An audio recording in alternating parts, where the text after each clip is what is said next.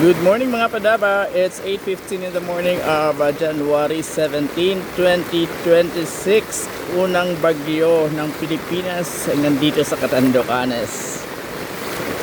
So nandito tayo ngayon sa San Andres Central Elementary School dito sa Barangay Sapang Palay, San Andres, Catanduanes.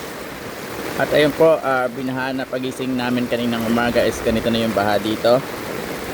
So hindi ko alam kung bakit lagi ditong binabaha kahit na walang bagyo, ay basta't malakas yung ulan. Katulad ng mga nakaraan ay binaha na dito sa Sasses. So dire-diretso yan doon. So sana hindi na grumabi yung baha, but then approaching pa lang to dito sa malapit sa Catanduanes si Bagyong Ada. So expected pa natin na mas tataas pa yung baha dito kung hindi tumigil ang ganitong klase ng ulan. So kumusta kayo dyan sa inyong lugar? Dito sa Catanduanes, sa buong Bicol region. Yung mga followers natin dyan, please comment down below. And you can send me your photos and videos dyan sa lugar ninyo kung meron kayo.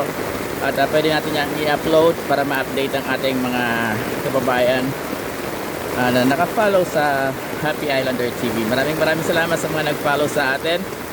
At keep on following and we're going to give you more updates about this typhoon as much as we can.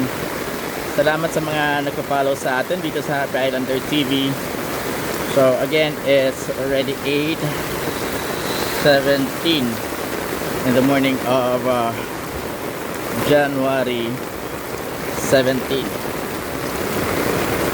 So I'll give you more updates pagka sana tumilang ulan para makapag-ikot tayo ng konti katulad ng mga ginawa natin ng mga nakaraang bagyo para mabigyan kayo ng updates. But I doubt na makakaikot tayo ngayon dahil sa ganitong klaseng ulan na meron na at this point of time dito sa San Andres, Catanduanes. Ingat po kayo taga boss. Ingat Bicolandia. Follow Happy Islander TV for more.